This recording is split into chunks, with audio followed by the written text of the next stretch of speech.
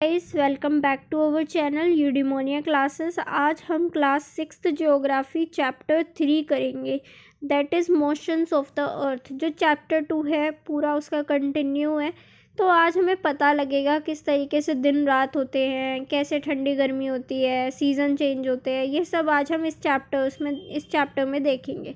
सबसे पहले हमारी बुक में क्या बताया गया? सबसे पहले हमारी बुक में बताया what is revolution and rotation. Rotation का मतलब होता है अर्थ जो अपने ही मतलब अपने आप जो अपना चक्कर काटती है, अपने ही एक्सिस पर घूमती रहती है, तो उसे कहते हैं रोटेशन। वहीं अगर मैं रिवॉल्यूशन की बात करूँ तो मान लो ये सन है, इसके चारों तरफ अर्थ चक्कर काट रही है, उसे बोलते हैं रिवॉल्यूशन। सबसे पहले हमारी एनसीईआरटी में हमें यही दो वर्ड्स बताया, रोटेशन एंड रिवॉल्यूशन। फिर हमें बताया ऑर्बिटल प्लेन के बारे में। एक इमेजिनरी लाइन है axis of the earth which is an imaginary line makes an angle of 66.5। एक एंगल बनता है 66.5 का, उसे ऑर्बिटल प्लेन कहा गया है। देखो ये हमारी अर्थ है। हमारी जो अर्थ है उसके बीच में से एक इमेजिनरी लाइन जा रही है, एक्सिस है ना। और जो हमारी ये अर्थ है और ये वाली लाइन देखना, ये वाली वो है जो अभी हम पढ़ कर आए हैं ना, देशांतर रेखा, जो हमारी लॉन्गिट्यूडनल लाइन है 0 डिग्री की। उस इमेजिनरी लाइन और ये वाली लाइन जो हमने दोबारा इमेजिन करी है अर्थ के टिल्टेड मूवमेंट की, इन दोनों लाइंस के बीच का जो गैप है 23.5 डिग्री है। और जो ये हमारी इक्वेटर वाली लाइन है उसका और ये टिल्टेड लाइन के बीच का जो गैप है वो 66.5 डिग्री है। तो 66.5 का ये जो गैप है इक्वेटर और हमारे टिल्टेड लाइन के बीच, इसको हम कहते हैं ऑर्बिटल प्लेन। ठीक है, ऑर्बिटल प्लेन। इसके बाद हमारी बुक में हमें बताया गया है हमारा जो अर्थ है उसका हाफ सर्कल लाइट से घिरा होता है और हाफ सर्कल पे अंधेरा होता है। जैसे यहाँ देखो, अब मान लो सन के पास जो सामने वाला हिस्सा है वहाँ तो दिन हो रहा होगा, लेकिन जो पीछे वाला हिस्सा है क्योंकि वहाँ पर अभी सन नहीं निकला है इसलिए वहाँ पे रात हो रही होगी। तो ये जो लाइन है जिसने अर्थ को डिवाइड करा है दिन और रात में, उसे हम बोलते हैं प्रदीप्ति व्रत हिंदी में, और इंग्लिश में इसको बोला जाता है इल्यूमिनेशन सर्कल। ठीक है, सर्कल ऑफ इल्यूमिनेशन। ठीक है, तो अभी तक हमने 2-3 पॉइंट पढ़े हैं। सबसे पहले हमने पढ़ा था रोटेशन को हिंदी में बोलेंगे घूर्णन, और जो परिक्रमण है रिवॉल्यूशन इस परिक्रमण। ऑर्बिटल प्लेन मतलब कक्षीय समतल, और सर्कल ऑफ इल्यूमिनेशन मतलब प्रदीप्ति वृत्त। ठीक है, अब इसके बाद हम नेक्स्ट पेज पे बढ़ते हैं। तो हमें बताया गया है कि अगर अर्थ एक ही जगह रुक जाए, घूमे ना, तो क्या होगा। तो ऑफकोर्स सी बात है, एक साइड सिर्फ धूप निकलती रहेगी और एक साइड हमेशा ठंडी पड़ी रहेगी। ऐसे में लाइफ पॉसिबल ही नहीं है ना। एक तरफ दिन एक तरफ रात हमेशा के लिए, और एक तरफ गर्मी हमेशा और एक तरफ ठंडी हमेशा, नॉट पॉसिबल। इसके बाद हमें बताया गया है कि जो हमारी अर्थ है वो अपना एक चक्कर पूरा करने में 365 डेज़, मतलब एक रिवॉल्यूशन करने में पूरा का पूरा रिवॉल्यूशन करने में, मतलब चक्कर काटने में 365 प्लस 1/2 डे लगाती है, 1/4 डे लगाती है। मतलब 1/4 डे ऑलमोस्ट कह सकते हो। 365 डेज़ इनको हम काउंट नहीं करते हैं 1/4 को, लेकिन ये 1/4 मिलकर 4 सालों में, ये 1/4 मिलकर बार 4 सालों में एक पूरा दिन बन जाता है। जैसे कि अभी पृथ्वी को सन के आगे पीछे घूमने में 365 डेज़ प्लस 6 आवर्स लगते हैं, अप्रोक्सीमेटली 6 घंटे लगते हैं। ठीक है, अब ये 6 घंटे हम काउंट नहीं कर रहे हैं, 365 को हम काउंट कर रहे हैं, लेकिन ये जो 6 घंटे है 4 साल बाद 6 करके 24 घंटे बन गए। 24 घंटे मतलब एक दिन। इस वजह से हम देखते हैं 365 डेज़ प्लस 1 डे जुड़ गया, और इस तरीके से हमने क्या बना लिया, इस तरीके से 366 डेज़ हो गए अर्थ को अपना रिवॉल्यूशन करने में। अब ये तो 366 डेज़ हो गए हैं, इसी को हम बोलते हैं 4 साल में कि लीप ईयर आ गया। फरवरी 29 डेज़ का हो गया, इससे पहले फरवरी 28 डेज़ का था। ठीक है, 365 डेज़ प्लस 6 डेज़ थे, और इन दोनों को मिला दें, ये 666 को अगर 4 बार देखें 4 साल में ही 24 घंटे का हो जाता है। तो ये जो 24 घंटे हैं इनको हम काउंट कर लेते हैं, फरवरी में डाल देते हैं। इस तरीके से 4 साल बाद लीप ईयर आता है। आई होप समझ आया होगा। इसके आगे बढ़ते हैं। अब इसके बाद जिक्र किया गया है कि जो अर्थ है वो सन के चारों ओर चक्कर लगाती है एलिप्टिकल ऑर्बिट में। एलिप्टिकल ऑर्बिट मतलब दीर्घवृत्ताकार पथ पर। इसका मतलब है ऐसे, सन एक कोने में, अर्थ एक कोने में, ठीक है। तो अर्थ का चक्कर लगाने का ढंग ऐसा होता है। अर्थ का चक्कर लगाने का ढंग है एलिप्टिकल ऑर्बिट। ऐसा नहीं है कि अर्थ बीच में मतलब सूर्य सन तो बीच में और अर्थ ऐसे चक्कर लगा रही है गोलाकार। सर्कुलर नहीं होता है, एलिप्टिकल ऑर्बिट में होता है, ठीक है। अब इसके आगे बढ़ते हैं।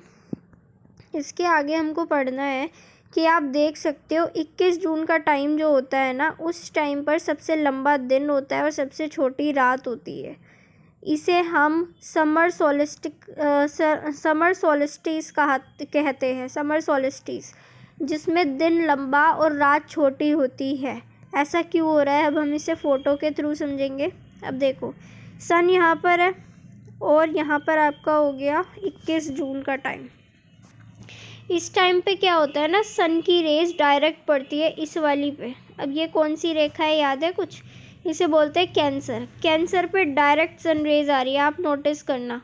इक्वेटर और ऊपर की जितने भी एरियाज़ हैं वहाँ पे डायरेक्ट सन रेज पड़ती है। इसकी वजह से हम कह सकते हैं यहाँ पर गर्मियाँ हैं। यहाँ बहुत तेज़ सूरज की किरणें डायरेक्ट पड़ती है, जिसकी वजह से यहाँ पे गर्मियाँ हैं, ठीक है। और जो हमारा पोलर रीजन है वहाँ पर भी आप देख रहे हो कितनी ज़्यादा मतलब रेज पड़ रही हैं। इस वजह से ये जो पोलर रीजन है, बल्कि यहाँ तक देखना, ये पोलर रीजन जो है यहाँ पर 6 महीने तक दिन रहता है। इसकी वजह से, क्योंकि सन की रेज डायरेक्ट पड़ती है इस रीजन में, रात नहीं हो पाती है। क्यों? ऊपर वाले रीजन में ऐसा क्यों हो रहा है, तो आप देखना, ये अर्थ जब घूमेगी अपने ऑर्बिट पे, तो जब ये अपने ऑर्बिट पे घूमेगी, जिसे हम क्या बोलते हैं, याद है ना? कमेंट में बता देना। जब ये अपने ऑर्बिट पे घूमती है उसे हम रोटेशन कहते हैं। ये जो रोटेशन है, रोटेशन के टाइम पर क्या होता है, हमारी अर्थ का ये वाला साइड सन के सामने होगा और इसकी वजह से यहाँ पर दिन हो जाएगा। लेकिन आप ऊपर नोटिस करो कितना ज़्यादा एरिया सन से है, क्योंकि यहाँ पर भी अर्थ क्योंकि झुकी हुई है, इस वजह से इस वाले रीजन में भी आप नोटिस करना, ये वाला जो रीजन है सन रेज के अंदर रहेगा। इसकी वजह से ऊपर जो है 6 महीने का दिन हो जाएगा और नीचे वाले रीजन में आप अंधेरा ही देख रहे हो, मतलब 6 महीने की रात हो जाएगी, वहाँ पर उल्टा होगा, ठीक है।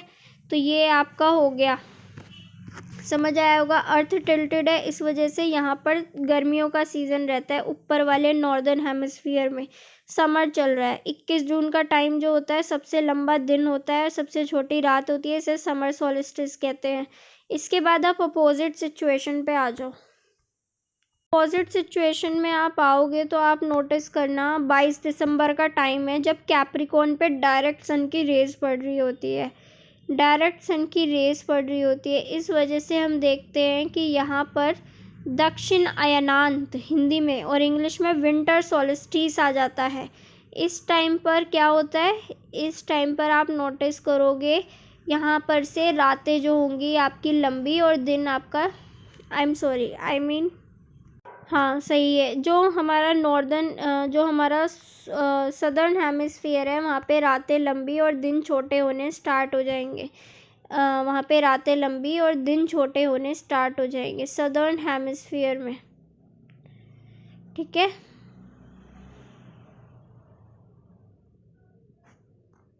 आई थिंक मैंने उल्टा बोल दिया है, एक बार फिर सुन लो इस पॉइंट को। अब की बार क्या होगा ना, क्योंकि सन की रेज डायरेक्ट कहाँ पर पड़ रही है, सन की रेज डायरेक्ट पड़ रही हैं इस रीजन में, इक्वेटर और ये वाला जो रीजन है ना। तो इस पे डायरेक्ट पड़ने की वजह से जो सदर्न हेमिस्फेयर है यहाँ पर दिन लंबे हो जाएंगे और रातें छोटी हो जाएंगी, इसके कंपैरिजन में उल्टा हो जाएगा, ठीक है। इसके कंपैरिजन में उल्टा हो जाएगा, लंबा दिन छोटी रातें। मतलब यहाँ पर गर्मियाँ आ गई और यहाँ पर सर्दियाँ आ गई, यहाँ पर गर्मी आ गई, यहाँ पर सर्दी आ गई। ठीक है, तो जो होता है आपको नेचुरली पता ही है वही होगा। मतलब आपको नेचुरली एनवायरनमेंट तो पता ही है कि गर्मियों के टाइम में क्या होता है। घर पे भी कहते हुए सुनते होंगे कि लंबे दिन चल रहे हैं, छोटी रातें हैं।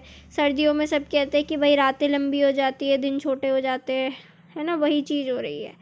अब इसे ही हम बोलते हैं विंटर सोल्स्टिस, ये हमने देख लिया। अब क्योंकि कैप्रिकॉर्न जो है, कैप्रिकॉर्न पे डायरेक्ट सनरेज आती है, इसकी वजह से जो ये वाला रीजन है ना, यहाँ पर दिन होता है। और इस वजह से कैप्रिकॉर्न में अगर कोई कंट्री बताऊँ तो वो पड़ती है ऑस्ट्रेलिया।